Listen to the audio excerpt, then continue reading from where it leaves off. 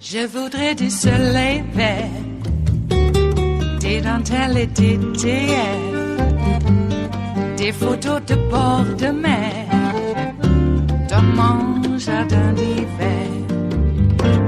Je voudrais de la lumière, comme en Nouvelle-Angleterre. Je veux changer d'atmosphère, dans mon jardin d'hiver. Ma fleur, sous la pluie de novembre, tes mains qui courent, je n'en peux plus de t'attendre. Les années passent, il est loin, là je tombe. Nul ne peut nous entendre. Je voudrais du Fred Astaire, revoir un latte cruel. Former Vice President Joe Biden tonight throwing down the gauntlet as to how he will respond as president against Russia or any other foreign country if they try to interfere with our election, this time like they did in 2016. Now, I think a couple things are interesting here to me.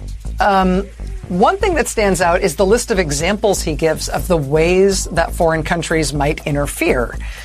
It's pretty detailed and interesting. Hackers, trolls, money launderers, misinformation to subvert or cast doubt in our elections, hacking voting systems and databases, laundering money into our political system, systematically spreading disinformation, trying to sow doubt about the integrity of our elections. I mean, imagine if we had a whole of government response to try to stop all of that. Right?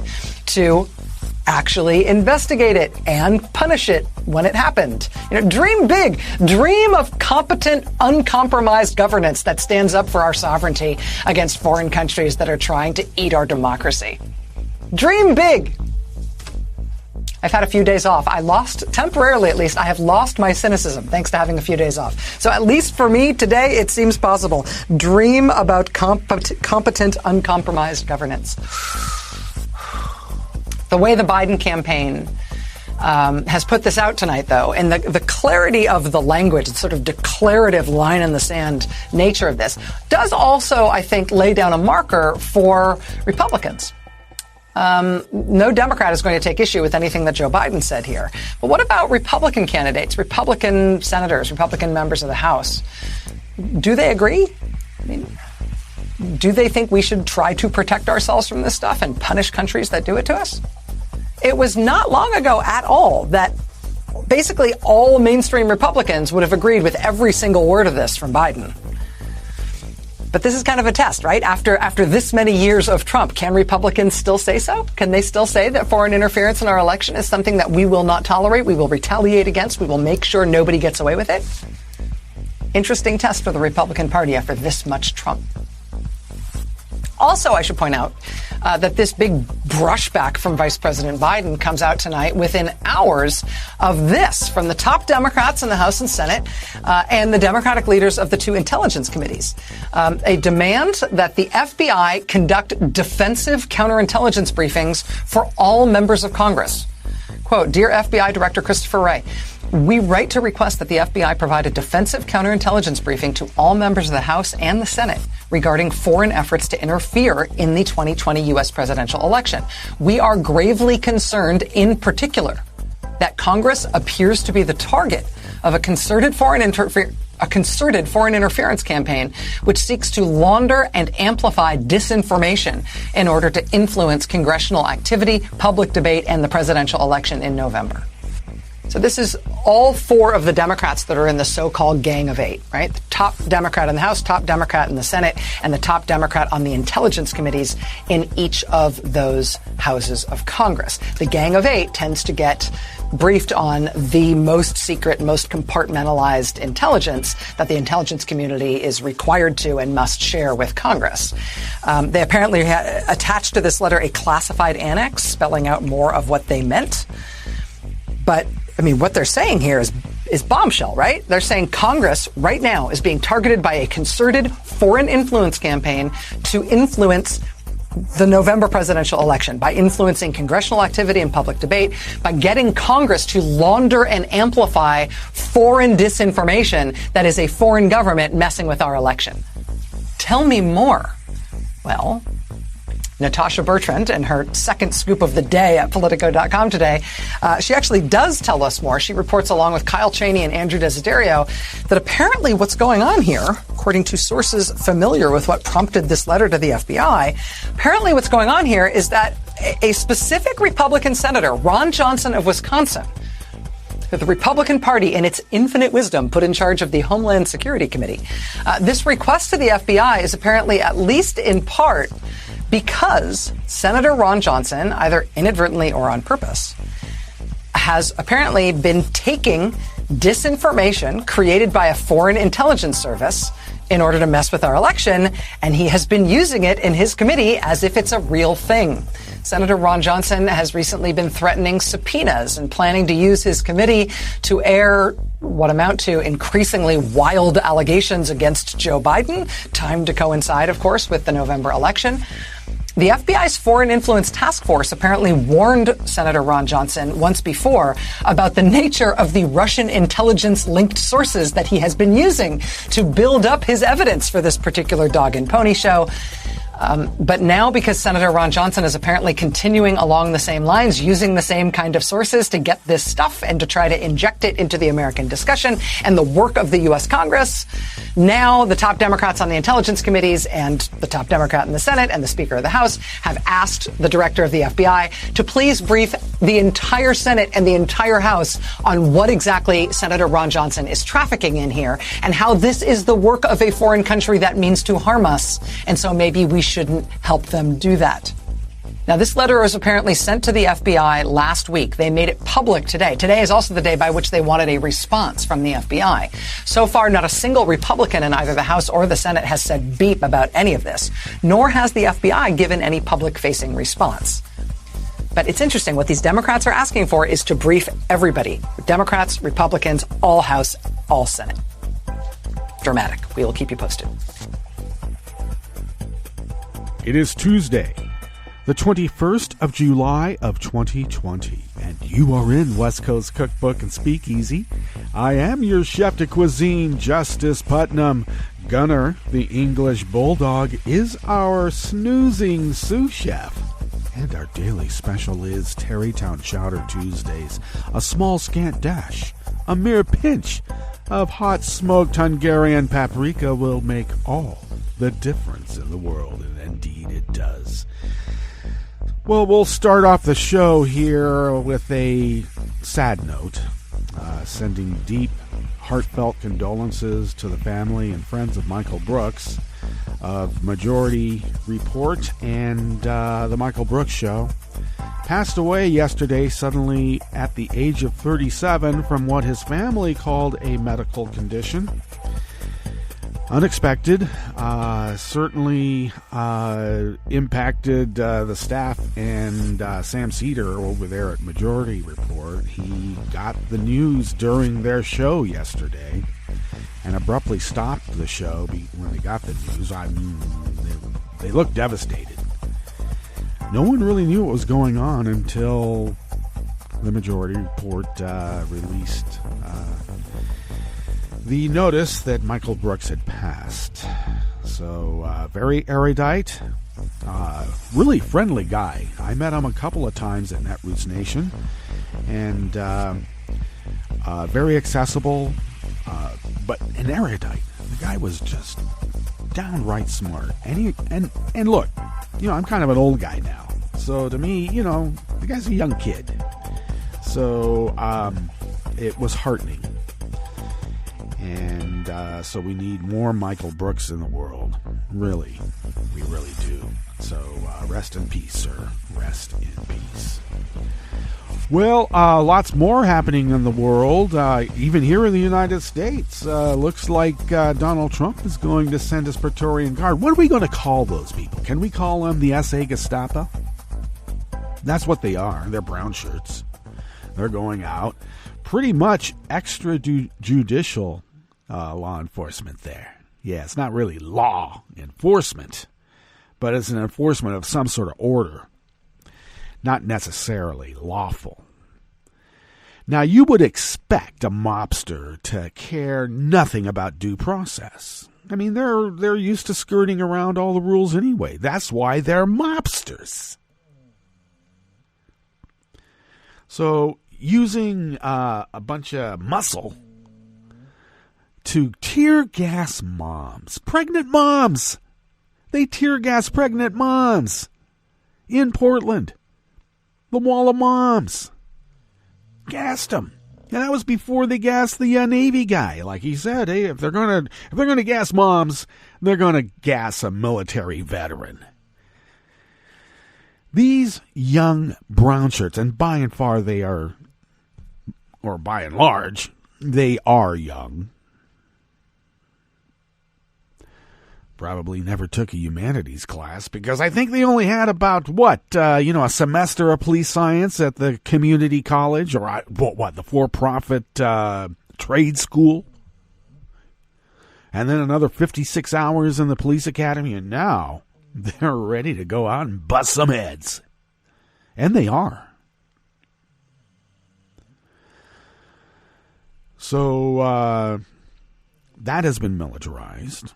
Trump is blatantly and publicly announcing he's sending them to Democrat cities because the Democrat cities aren't towing the line and getting down on a knee for him, expressing complete fealty. He tells Newsom back in the height of the pandemic, yeah, we'll send you the, medical supplies, but you gotta thank me.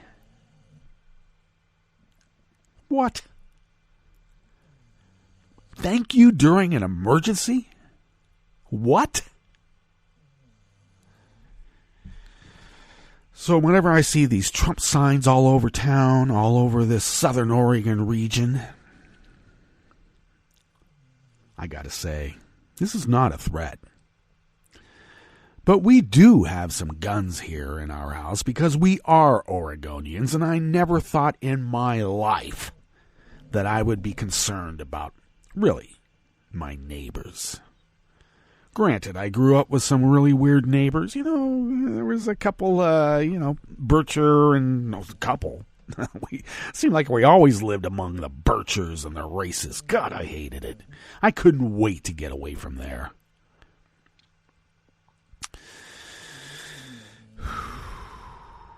But I never thought that I'd have to concern myself with safety and the actual protection of property with the use of my Second Amendment rights. I did a little brain teaser yesterday. I wonder how long I would last. And now I'm white. Okay, just be aware of that. Yeah, I'm mixed, in some way, but still. Anyway, how long would I last here in Oregon, especially Southern Oregon, if I wore a Black Lives Matter face mask while I was open carrying? I think a cop would pull me over wherever I was. You see these wackos going into Walmart with no mask, even though Walmart says you got to wear a mask, but they got the big old sidearm on their hip, letting everyone know they got one. But how long would I last if I walked into Walmart in an open carry state, open carrying while wearing a Black Lives Matter mask? Yeah, Trump's now wearing a mask saying, it's going to be a show of patriotism to wear a mask. Well, you're going to confuse your base because it was a show of patriotism to you to not wear a mask. So we're going to see how cultic these idiots are. And I got to say, I have been seeing a lot of maggots wearing masks in spite of Donnie. Because, they're, I got to say, some of them aren't that stupid. Yeah, well, just, we're in the range there. So we still have the pandemic denialists. Trump wants to stop testing during a pandemic because he thinks those numbers are going to help him win. Well, he does have his Praetorian Guard, his SA Gestapo, which you do know will be mobilized. They are now being allowed to collect intelligence on who they call protesters, which I guess anybody sitting at a computer like I am, calling for the breaking up of the Department of Homeland Security. We don't need that monstrosity. I told everybody when they first started it, this is not just the gin and tonic talking. If you build a fascist apparatus, the fascists will use it. And they do, and they are. So we have a mobbed up, treasonous Russian money launderer in power in the White House with the levers of military might, and he's using them in the streets of America in what his own defense secretary calls the battle zone. American cities that are democratic, exercising their guaranteed constitutional rights and their tear-gassing pregnant moms with a chemical that is banned in war around the world. But they'll use it against pregnant moms in America because those pregnant moms in Portland are obviously anarchists, including that commission officer retired from the Navy. He's an anarchist. This is the BS we had to put up with in Charlottesville when Trump came out and called those goddamn Proud Boy anti-Semites who were circling synagogues with their tiki torches saying, "You will not replace us. We surround you." In their khaki pants and their polo shirts and their tiki torches. But they were very fine people. And the protesters that said, "We will not stand for racism and anti-Semitism," were called anarchists. And now, because there are protests in American cities going on for 50-plus days to protest police brutality, and what has Trump done? He's militarized the police to exact more brutality. Because he thinks that's going to get the moms in the suburbs to vote for him. He's such an idiot. Well, like I said, the GOP, they're gonna be running off that ship like a bunch of rats, and they are. Because not all of them are cultic. Some of them actually have some really cynical attitudes. They just hitch their little horsey to the Trump wagon because that was the way to get to the top. Now that they're there, and Trump is shooting himself in the foot in both hands. Hey, they got some work to do. They got a lot of work done already. They're still packing the courts. Oh, which reminds me, please, Ruth Bader Ginsburg, be the stalwart physical specimen that you've been all this time. I know you're holding on and you're hanging on and you have the intestinal fortitude of Athena. But we need you here because, trust me, this won't be a Merrick Garland issue. They're going to fast-track a Supreme Court nomination and get them installed before the election.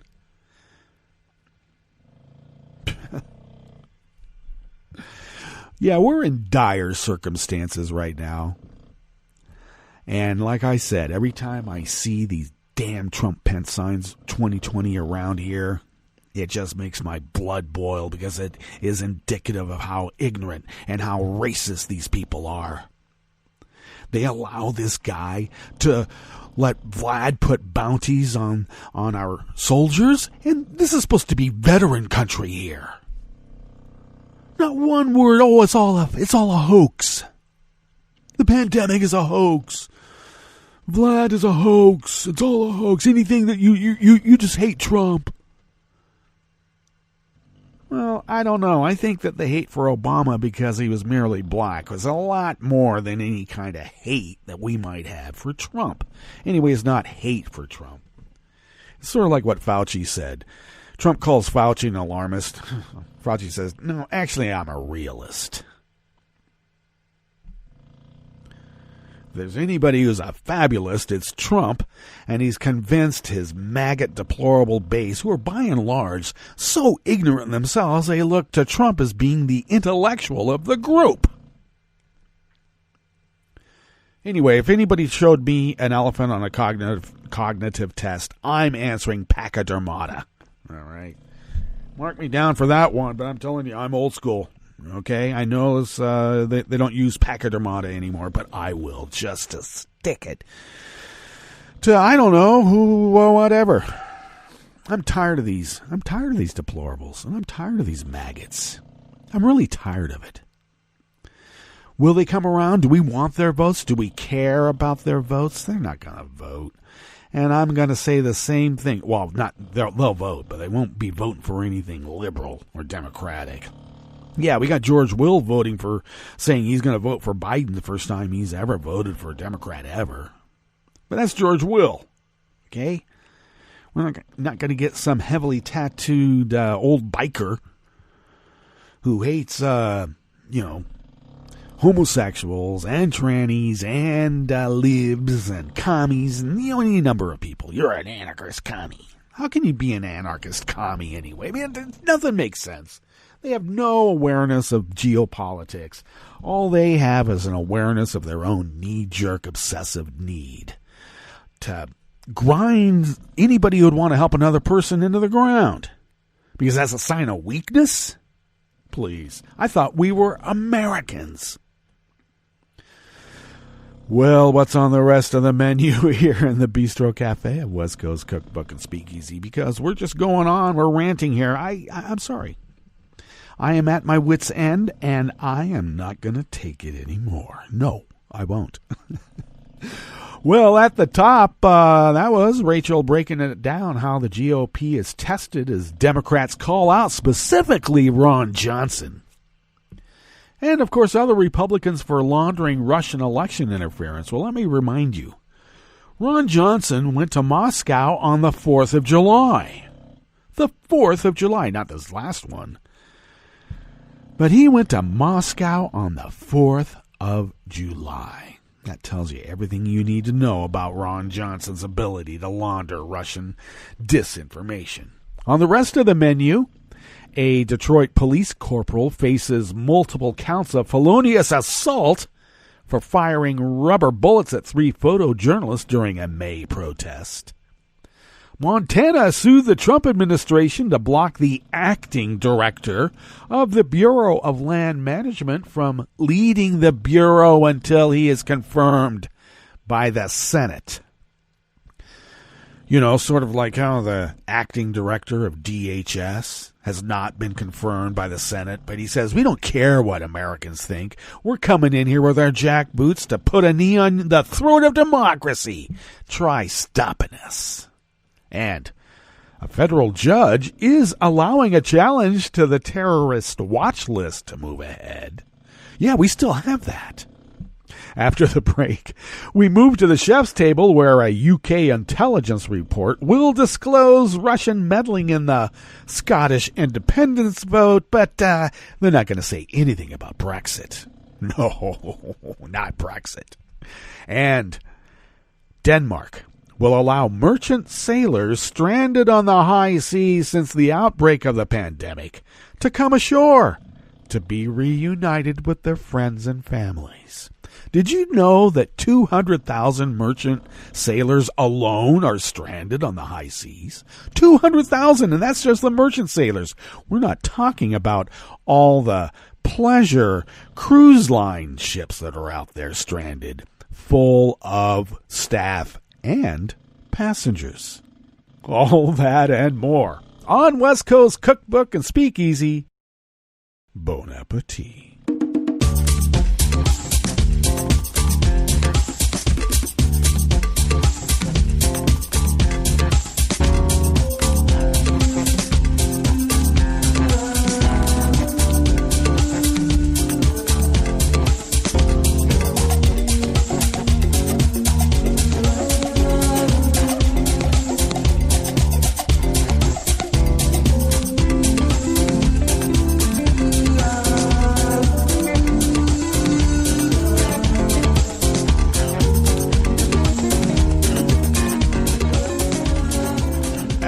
Bottom of our homepage at netrootsradio.com. To the rightish of the page is our chat room link, and the chat room is monitored by Kelly Lincoln, and we thank Kelly for doing so. To the leftish of the chat room link at the bottom of our homepage at netrootsradio.com is the link to our Patreon page, and if you could become a recurring Patreon of Netroots Radio, your recurring pledge monthly, how about the cost of an espresso-type coffee drink if you could send those funds our way once a month?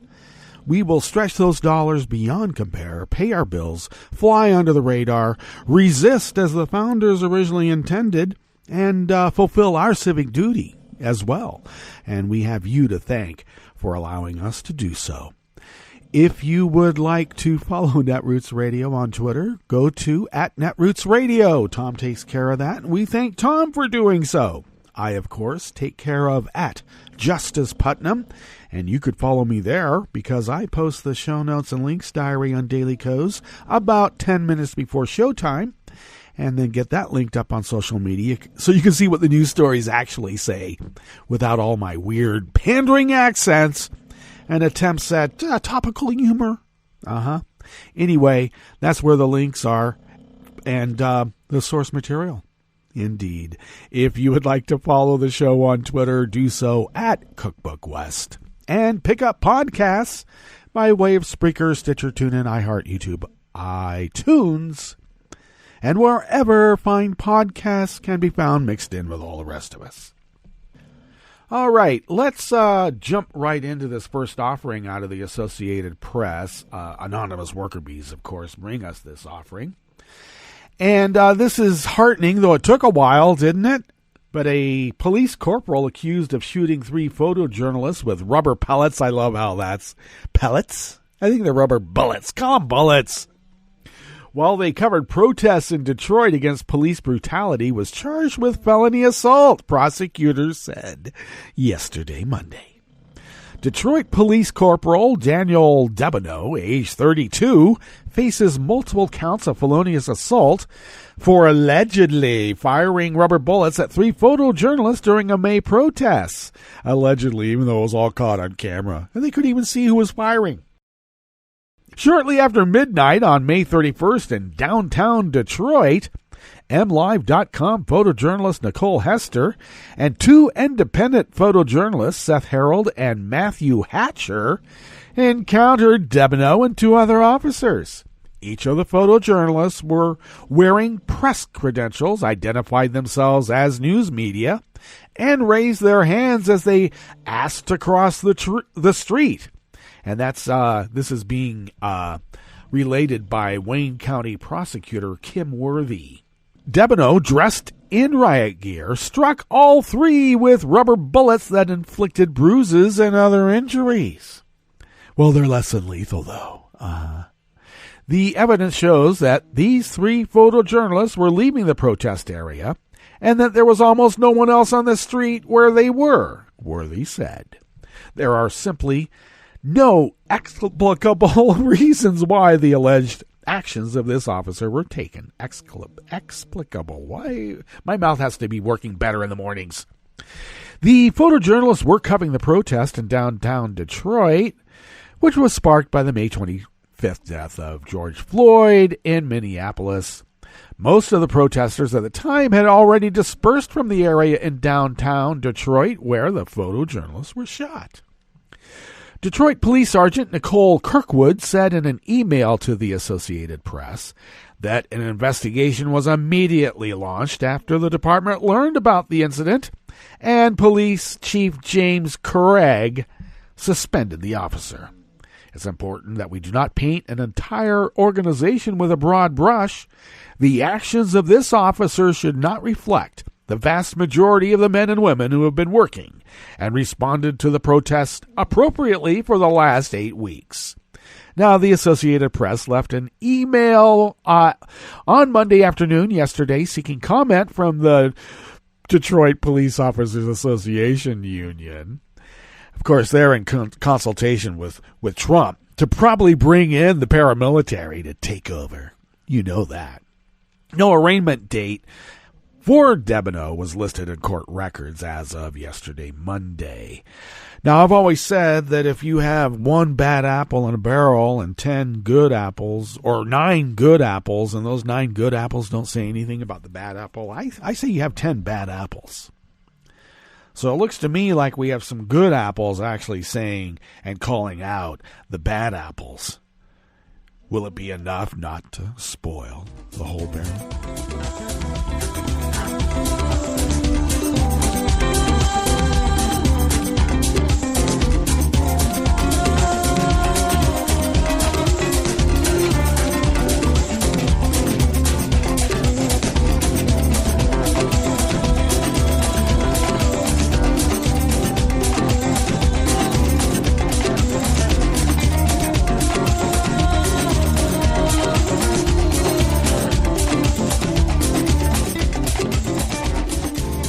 Offering here in the Bistro Cafe of West Coast Cookbook and Speakeasy, Tarrytown Chowder Tuesdays.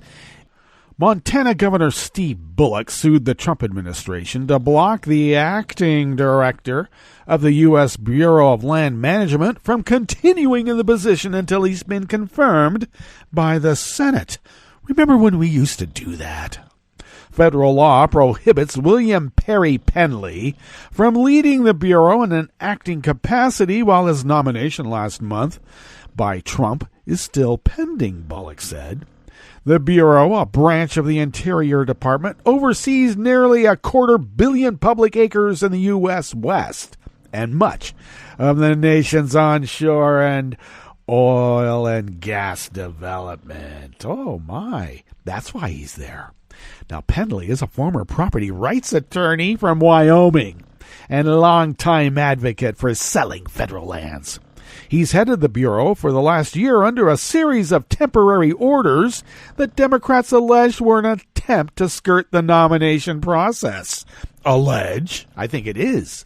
Federal law prohibits acting directors from serving while their nomination is pending.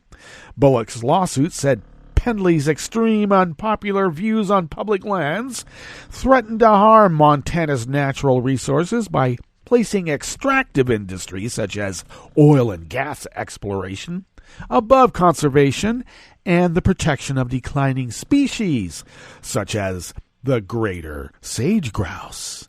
We have to not make money because of a stupid little bird. Such policies undercut the state's ability to preserve and protect areas that have special fish and wildlife, archaeological, and recreational values, the lawsuit said. Administration officials called the lawsuit nonsense. Of course they would. Interior Secretary David Bernhardt has previously declared that Penley was exercising the authority of the director, but officials said he was never formally named as the Bureau's acting director. This is a frivolous and politically motivated claim that has no legal standing, Interior spokesperson Connor Swanson said. And of course, Bullock will just hold up the applicable law and say, oh yeah? Try this.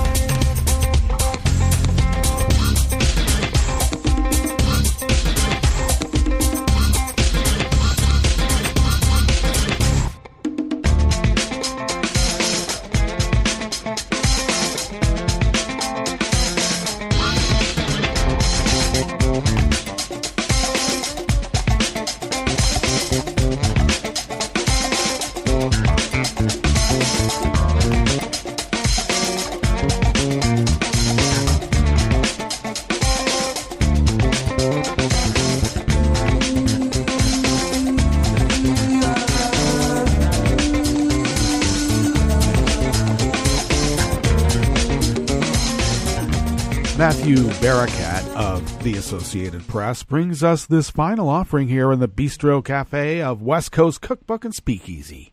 A federal judge in Maryland is allowing dozens of Muslim plaintiffs to move ahead with a lawsuit against Attorney General William Barr and other federal officials, challenging the constitutionality of the government's watch list of people identified as known or suspected terrorists.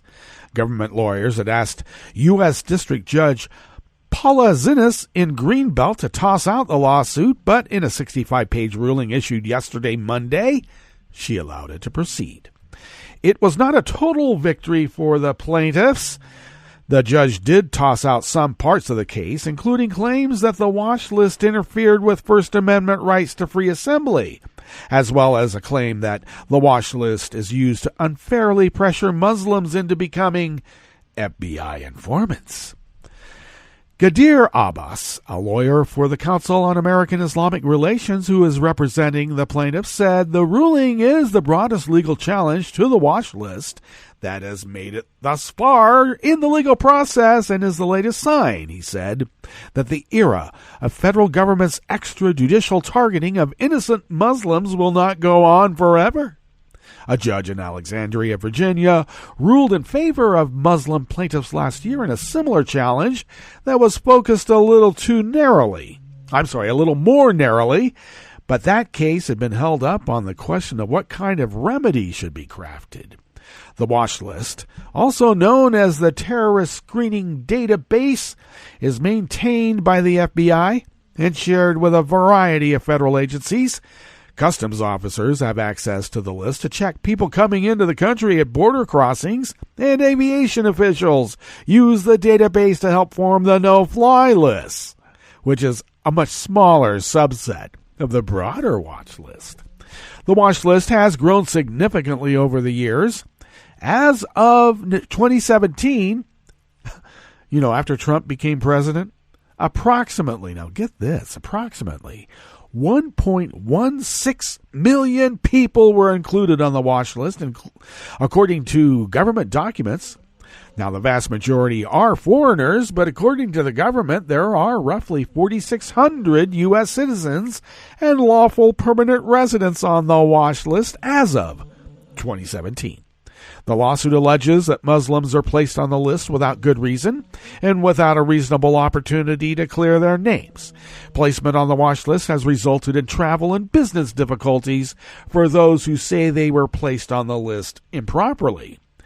The FBI declined to comment, citing the ongoing litigation. Oh, they always say that. In court papers, government lawyers argued for dismissal on numerous grounds and defended the administration of the watch list. Of course they would. All right, well, targeting Muslims is unconstitutional, so what will they do? They'll just target all of the U.S. Everybody here. I guess that would be called equal tyranny for all and the due process that they're going to do it. All right, that takes us to our break. And when we get back from that break, we are going to go through weather from around the world, and we will finish up with the stories that we have curated for you today. You are listening to West Coast Cookbook and Speakeasy, and we will be right back.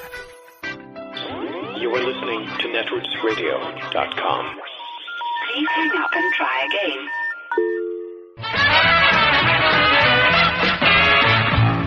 From a point at sea to the circles of your mind, a new force is at work for planetary transformation. New radio for a new Earth.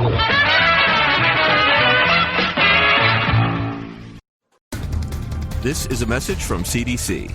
After hurricanes, tornadoes, and floods, standing water and excess moisture help mold grow in your home, garage, and other structures. When you return to a home that has been flooded, know that you're likely to have mold. Mold puts your family's health at risk. If you have mold growing in your home, you should clean it up and fix other water problems, such as leaks in roofs, walls, or plumbing. Keep your children and pets out of affected areas until you've cleaned. Control moisture in your home to prevent mold growth. To remove mold growth from hard surfaces, use commercial products, soap and water, or a bleach solution of no more than 1 cup of household laundry bleach in 1 gallon of water. Follow the manufacturer's instructions. Never mix bleach with ammonia or other household cleaners. It will produce dangerous, toxic fumes. Open windows and doors to provide fresh air. For more information, visit cdc.gov or call 1-800-CDC-INFO. Hi, it's Tom. Could we humbly suggest your donation to netrootsradio.com? All we've got to run this 24-hour powerhouse of progressive resistance radio is what comes out of our own wallets. And you are our biggest donor. It doesn't take much, $3, $5. Just go to the bottom of our netrootsradio.com page and hit our secure donate button. Heck, you can even make a recurring contribution, and you'll get a wondiferous pair of Netroots radio stickers for application to your backpack, your bumper sticker, or your banjo. Well, it's up to you which backpack you want to put it on. So donate what you'd like at the bottom of our netrootsradio.com's homepage, because you are our biggest donor. netrootsradio.com. Together, we are Resistance Radio.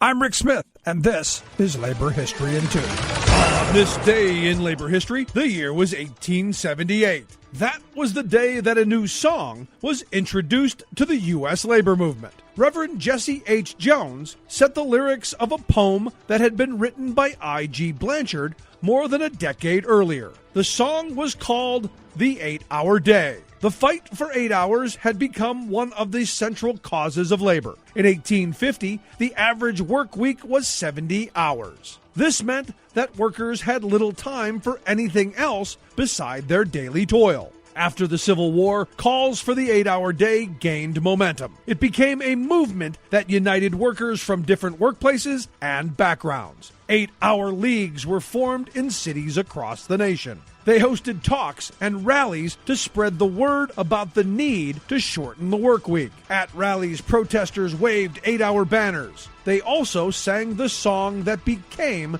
their anthem. The first verse boldly began, "We mean to make things over. We are tired of toil for naught, with but bare enough to live upon, and never an hour for thought. We want to feel the sunshine. We want to smell the flowers. We are sure that God has willed it, and we mean to have 8 hours. We're summoning our forces from the shipyard, shop, and mill. 8 hours for work, 8 hours for rest, 8 hours for what we will."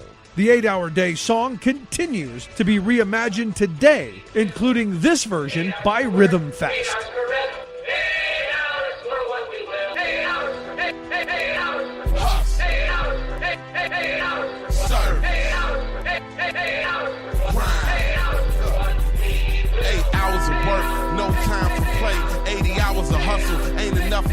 Labor History in 2 brought to you by the Illinois Labor History Society and The Rick Smith Show.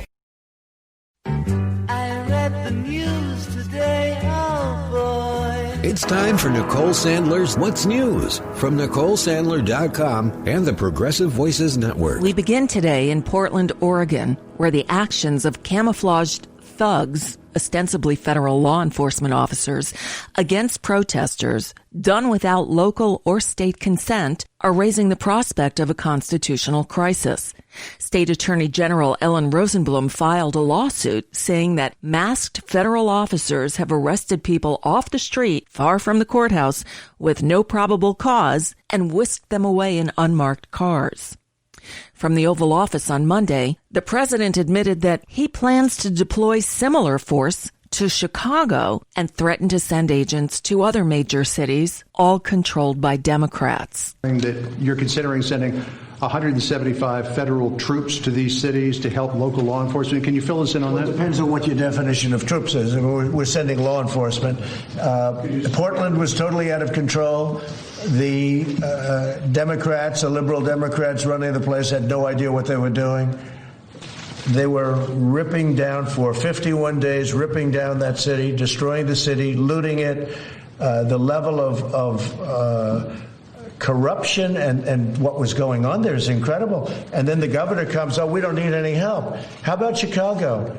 I read the numbers were many people killed over the weekend. We're looking at Chicago, too. We're looking at New York. Look at what's going on. All run by Democrats, all run by very liberal Democrats, all run really by radical left. 6 Democratic mayors of Seattle, Atlanta, Chicago, Kansas City, Washington, and Portland, Oregon, in a letter called the deployment of armed federal agents at protests unprecedented and in violation of constitutional rights.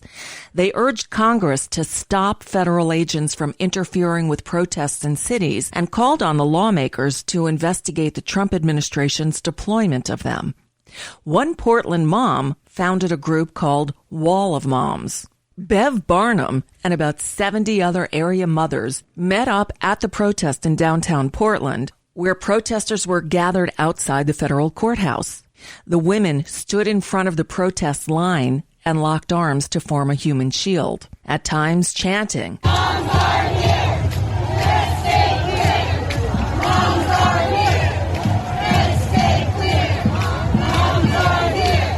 Let's stay clear!" Well, U.S. Navy veteran Chris David was so disturbed by the images of federal agents attacking unarmed protesters and, yes, using tear gas on those moms that he decided to visit the protests himself to try to talk with the agents. But he soon, too, became a victim of one of their brutal attacks. That's exactly what I wanted to do, was just talk to them. And the thing that was so upsetting was that there didn't seem to be any recognition that as a veteran, I was even going to be listened to or treated any differently than anybody else. And that sort of makes sense, because if they're going to gas moms, they're going to beat up vets. And beat him up they did. Chris David was struck repeatedly with a billy club, breaking his arm, and he was sprayed full force with tear gas directly into his face. A shocking incident all caught on video. Stay tuned. Meanwhile, as the coronavirus ravaged America this spring, 15 business leaders gave Donald Trump and the Republican Party $1.4 million in donations, while their businesses collected at least $41 million in federal assistance. William Scott, CEO of railroad contractor TransGlobal Solutions, donated $150,000 to the Trump Victory Committee in the weeks after his company received as much as $10 million from the Paycheck Protection Program on April 14th. And Al Hendrickson donated $41,000 to Trump's Make America Great Committee on April 27th, the very same day his Florida Toyota dealership received a PPP loan worth up to $5 million. And then there's Georgia's Republican Governor Brian Kemp, who filed a lawsuit challenging Atlanta's coronavirus face mask mandate. That case heads to court on Tuesday. Coronavirus cases have soared as Kemp lifted statewide restrictions and allowed businesses to reopen. Atlanta's mayor and city council imposed a face mask requirement, but Kemp blocked the edict and sued. Mayor Keisha Lance Bottoms said she'll fight Kemp with, quote, everything we have. But Florida is still the winner in the sweepstakes. After the Republican National Committee, at Trump's insistence, moved the scheduled Republican National Convention from North Carolina to Jacksonville, Florida at the 11th hour, Jacksonville's county sheriff announced on Monday that his department likely will not be able to provide security for the event now scheduled for next month in Florida. At a news conference, Duval County Sheriff Mike Williams said, quote, with less than 40 days until the expected Republican National Convention is slated to arrive in Jacksonville, I am compelled to express my significant concerns about the viability of this event. I cannot say with confidence the event or the community will not be at risk. So there's that. And Florida's largest teachers union on Monday filed a lawsuit against the governor, Ron DeSantis, saying that his push to fully reopen all public schools despite spiking coronavirus cases violates a state constitutional mandate to keep schools safe and secure. The Florida Education Association is asking the court to block DeSantis' reopening plan. The union said the governor needs to accept that the virus is spreading out of control in the state. From the Some Things Never Change files, 2 women are accusing ousted Fox News correspondent Ed Henry of rape and sexual harassment in a lawsuit that says he groomed one of them to be his, quote, sex slave, and that the network overlooked his behavior for years. The federal lawsuit, which also accuses Sean Hannity and Tucker Carlson of sexual harassment and misconduct, was filed by two women who previously worked with the network, former associate producer Jennifer Eckhart and former frequent guest Kathy Aru. So Congress is back in session and back to fighting over a new coronavirus recovery package. Republican leaders and the administration are split. Trump wants a payroll tax cut and to tie the money for schools to their reopening, two things Senate Republicans oppose. They want more funding for testing, while the White House says no more money for the CDC. The House, led by Democrats, already passed the $3 trillion HEROES Act, which Mitch McConnell seems hell-bent on ignoring. And finally, it's almost time to play ball. The Washington Nationals invited Dr. Anthony Fauci to throw out the first ceremonial pitch on Thursday when the defending World Series champs host the New York Yankees for Major League Baseball's opening night. The game will kick off a 60-game season that was shortened because of the coronavirus pandemic, and fans will not be in attendance. This is a made-for-TV event. And that's just a bit of what's news for now. I'm Nicole Sandler. If you appreciate these reports and the Nicole Sandler Show, I hope you'll consider making a contribution. My work is 100% listener-supported, and I can't do it without your help. Find out more at NicoleSandler.com, and please click on that donate button.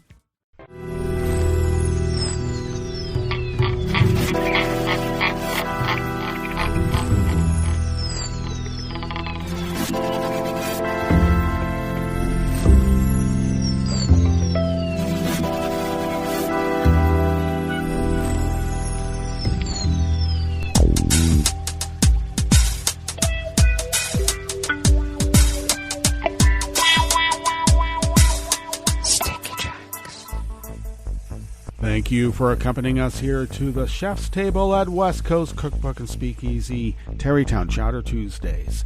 We always begin, whether from around the world, along the banks of the Rogue River in the Rogue River Valley of Southern Oregon on the west coast of the continental United States of America, where it is currently 64 degrees Fahrenheit.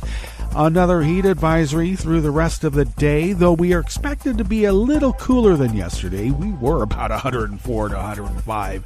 They speculate we're going to be around 97. I think we're going to be a little warmer than that. Sunny conditions will prevail throughout the day. Winds out of the northwest at 5 to 10 miles per hour. Clear skies overnight with lows in the low to mid-60s, and winds will be out of the north-northwest at 5 to 10 miles per hour. Mainly sunny skies tomorrow with highs in the low 90s. We'll see about that as well. Winds out of the northwest at 5 to 10 miles per hour. Confirmed coronavirus cases in Jackson County of Southern Oregon have now risen from 215 to 242. Granted, that is the weekend totals updated, but we just went, more than 15, almost 20 more. Crazy. Of course, we don't list and report deaths from coronavirus because the Republican county commissioners are holding up that information because it might make a certain guy who was installed by Vlad in the Oval Office, might make him look bad.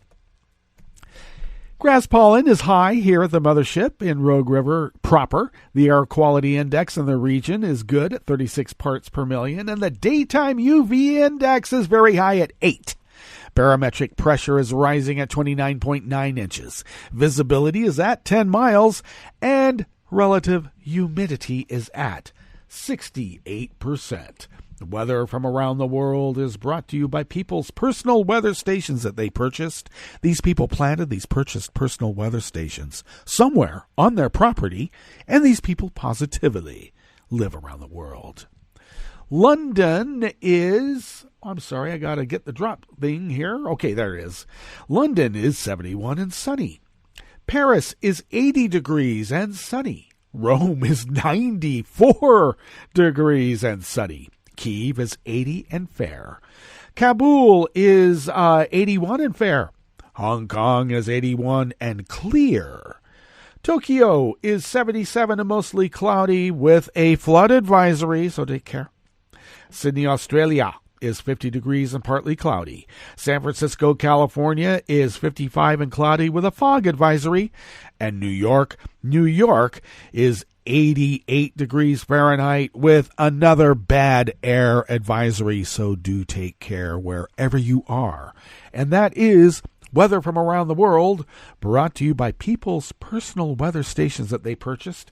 These people planted these purchased personal weather stations somewhere on their property, and these people positively live around the world.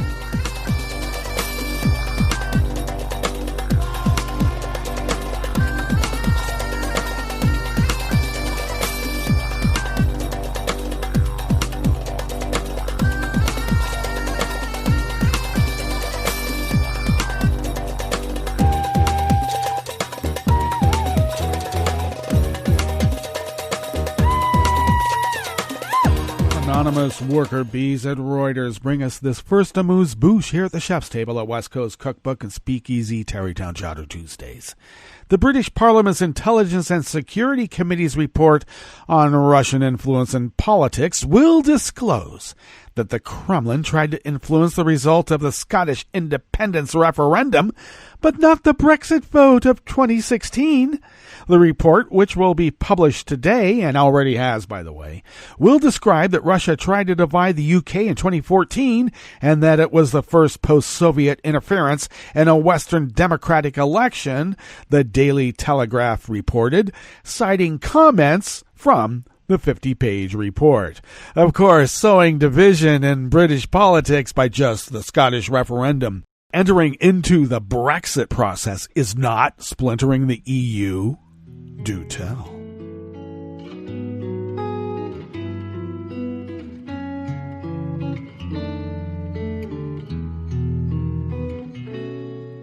Je te donne ce mon amour pour la vie entière. La promesse de me trouver à tes genoux. Aussitôt que tu m'appelles, rester toujours fidèle. C'est tout, c'est tout.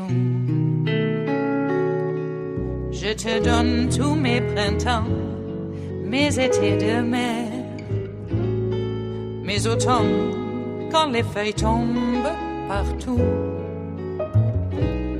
Si ce n'est pas une bonne affaire, je te donne tous mes hivers.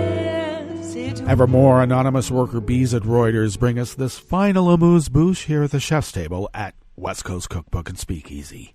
Denmark will allow merchant sailors stranded on the high seas since the outbreak of the pandemic to come ashore and be reunited with their friends and families, the business ministry said.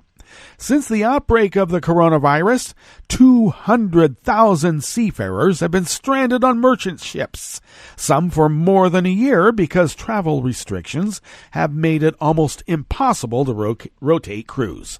While many Danes have used the corona crisis to spend more time with the family, many Danish sailors have had to do without for much longer than usual, Business Minister Simon Kollerup said. Sailors will be granted visas to enter and travel through Denmark in controlled settings and to allow them to embark or disembark ships in Denmark or neighboring countries. Upon landing in Denmark, home to the world's biggest container shipping group, Maersk, seafarers will be isolated in hotels and airports, and airports will establish special transit areas to avoid contact with other people, except for their friends and family. All right, that brings us to the end of our broadcast period for the day, but you are aware that Netroots Radio will broadcast on, and we're going to meet up tomorrow for Smothered Benedict Wednesdays. So do stay tuned to Netroots Radio all day and all night for all the breaking news as it breaks. And we'll meet up here tomorrow, right here in West Coast Cookbook and Speakeasy. Bon appetit.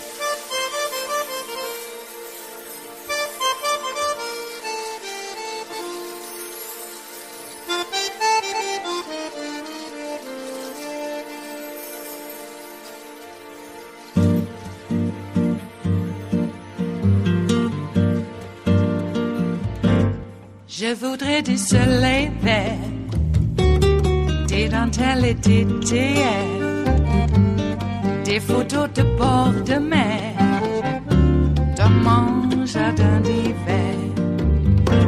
Je voudrais de la lumière, comme en Nouvelle-Angleterre. Je veux changer d'atmosphère, dans mon jardin d'hiver. Ma fleur sous la pluie de novembre, tes mains qui courent, je n'en peux plus de t'attendre.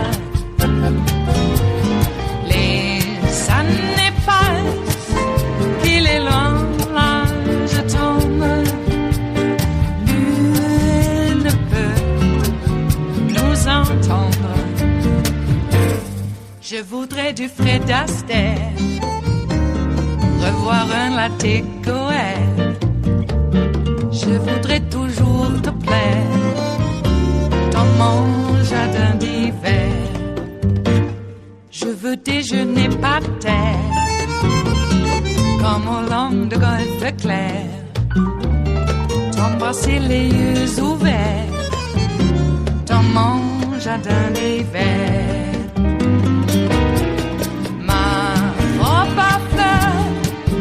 Sous la pluie de novembre, tes mains qui courent, je n'en peux plus de t'attendre. Les années passent, il est loin, là je tombe. Nul ne peut nous entendre.